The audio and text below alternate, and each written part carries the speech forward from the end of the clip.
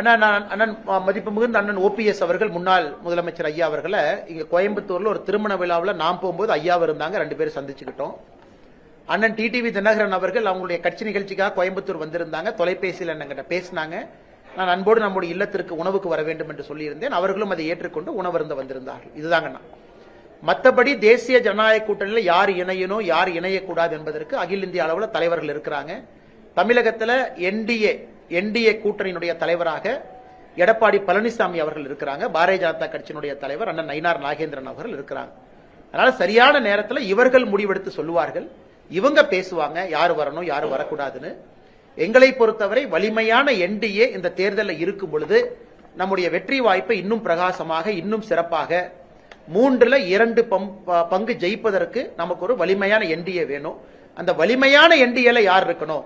இன்னும் நிறைய பேர் என்ன கூட்டணிக்கு வராம இருக்கிறாங்க. உதாரணத்துக்கு தேமுதிக, உதாரணத்துக்கு பாட்டாளி மக்கள் கட்சி, அவங்க எல்லாம் வரும்பொழுது இந்த தேசிய ஜனநாயக கூட்டணி இன்னும் வலிமையாக இருக்கும்.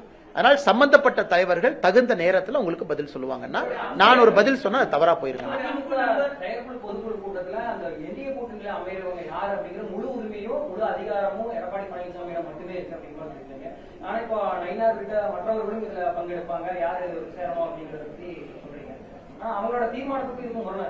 முரணல்ல ஒண்ணு இல்லைங்க. நான் ஏற்கனவே சொன்ன என்டிஏ அலையன்ஸ் லீடர் யாரு தமிழகத்தில் டிக்ளேர்டு எடப்பாடி பழனிசாமி அவர்கள் டிக்ளேர்டு.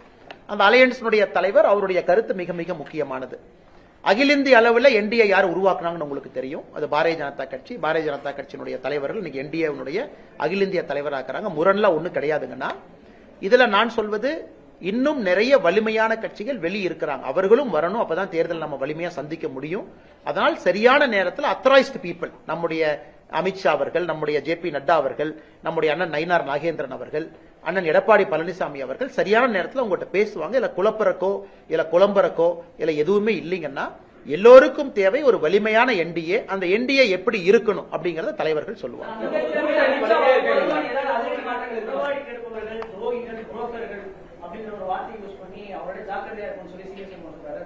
ஆனா எல்லோருமே ஜாக்கிரதையா இருக்கணும். அது ஏன் ஒரு கட்சி ஜாக்கிரதையா இருக்கணும்? எல்லா கட்சியும் எல்லார்ட்டையும் ஜாக்கிரதையா இருக்கணும். ஆனா அதிமுகவை பொறுத்தவரை அவங்க பொதுக்குழுல அந்த தலைவர்கள் பேசுறாங்க. அவர்கள் பேசுவதற்கு அவர்களுக்கு முழு உரிமை இருக்கு. அவங்க அந்த கட்சியை வலிமைப்படுத்துவதற்காகத்தான் அதிமுக கட்சி நடத்துறாங்க. அவங்க பேசுனதுல நான் எதுவும் தவறாக பார்க்கல. அவங்க கட்சிக்காக அவங்க பேசுறாங்க. சோ ஒரு கட்சியும் அந்த கட்சிக்காக பேசணும். அதனால அவர்கள் பேசினா எதுவும் தவறாக பார்க்கல. அவங்க கட்சிக்காக பேசுறாங்க. பாரதிய ஜனதா கட்சி எங்க கட்சிக்காக பேசுறோம். என்டிஏ என்று வரும்பொழுது எல்லோரும் ஒருங்கிணைந்து இந்த தேர்தலை வெற்றி பெற வேண்டும் என்பதற்காக சந்திக்க போறோம். அதனால இப்படி பேசினாங்க அப்படி